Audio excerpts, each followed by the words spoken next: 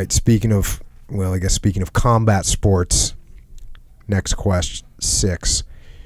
This is a jiu-jitsu question. Should instructors not teach white belts, a.k.a. Leif Babin, David Burke, and J.P. Donnell? That's cold-blooded. Is that a good deal, Dave? That is good deal, Dave. Should instructors not teach white belts certain techniques?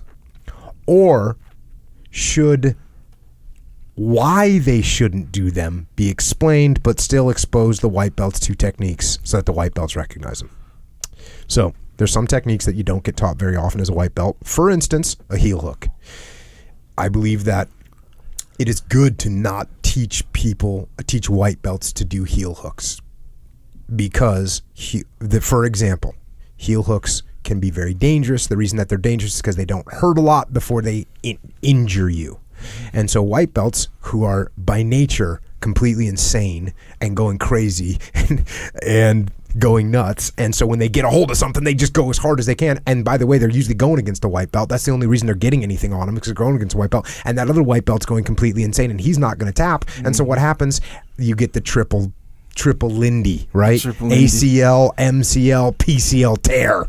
Game over. This guy's never trained in jiu-jitsu again. Or this guy's not trained in jiu-jitsu for 2 years or whatever.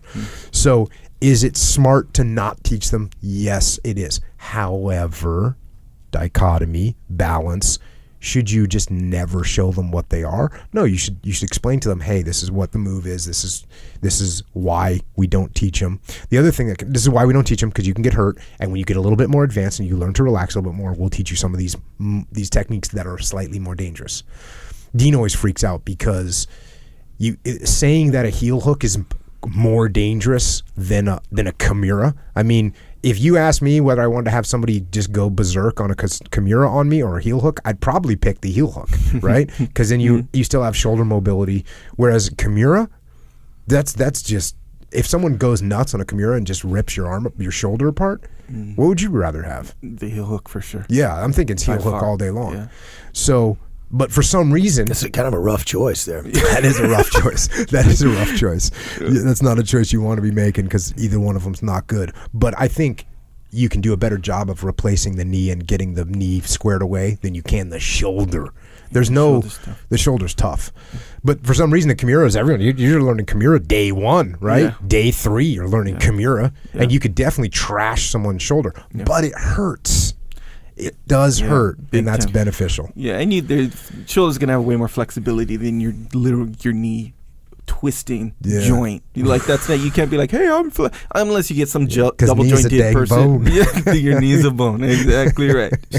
Shoulder. You got guys who can do shoulder. There's varying levels of shoulder flexibility, and then that also goes for the pain tolerance as well. Knees way less. From a white belt perspective, though, there's so much to learn. I mean, and the more I train, the more I realize how little I actually know and how much more there is. Why I'd rather focus on on the more foundational aspects of the game, and until I can get those a little bit better. I think that makes a lot of sense to me. I think you might be the bull white belt right now of the world. So in the Navy, the ensign, which is the lowest ranking ensign at a ship or a SEAL team, he gets called the bull ensign, which means he's been the junior guy for the longest amount of time. Yeah. And you've been training jiu-jitsu for quite some. You started training with me in 2005, right? Yep. Didn't you train before me with Fabio? I trained a few times, yeah. Oh, okay. Yeah. So you've been training since 03, 04? It's been a long time. Bro, but most of that that's time, 14 years. Most of that 14 years, I'd say I've been seriously training for, probably like back at it, pretty consistently, multiple times a week for a year and a half. Okay, so you're in the zone. You're in the zone. You'll be getting that blue belt at some point. Todd White down in Texas, gonna crack it out. Possibly. I don't know. Maybe you're not ready though. Maybe Todd White. Todd White's holding. I'm definitely not ready. He's looking at you going, "No, you got nothing. You got nothing." Check. So yeah, that's I think the deal. Same thing. The other problem with teaching a person, for instance, heel hooks, is then they think that that's the solution to the guard, and it's not the solution to the guard. It's a solution to the guard. It's one possible one small possible solution. Sure. There's many more, and there's others, as you said, Leif, that are more fundamental. So that's my answer. Yeah, that thing. How you say that?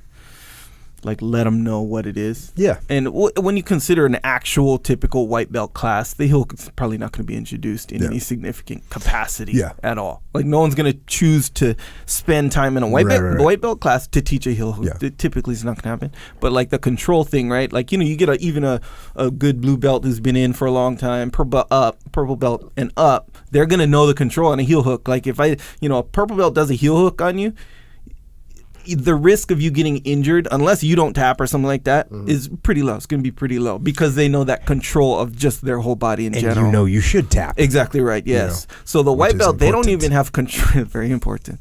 They don't have control, or they have a lot less control in everything, by the way. There's a strong possibility they have zero control. Yeah, very strong. But that's with everything. Like, even on defending a takedown or defending, it's like so out of control. As a blue belt, I heel hooked a friend of mine, and I hurt him, and I didn't. It wasn't even. He was a know nothing, right? And we're going, and I just started learning heel hooks, and I put a heel hook on him, and we were overseas, and I put a heel hook on him, and he wasn't tapping, and I was kind of like, oh, that's weird, why isn't he tapping? So I went a little bit harder, and then all of a sudden there was a little pop, and I let go, and I was like, ooh.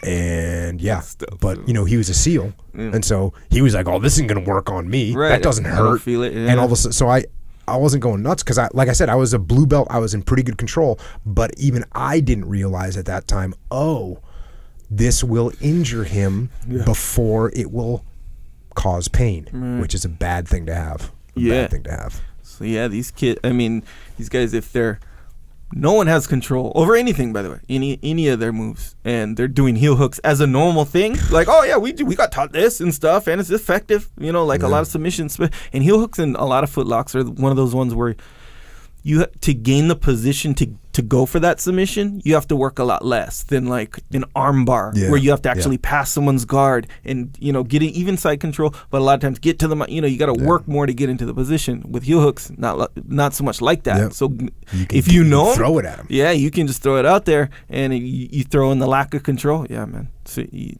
increase the chance for injury for sure. All right.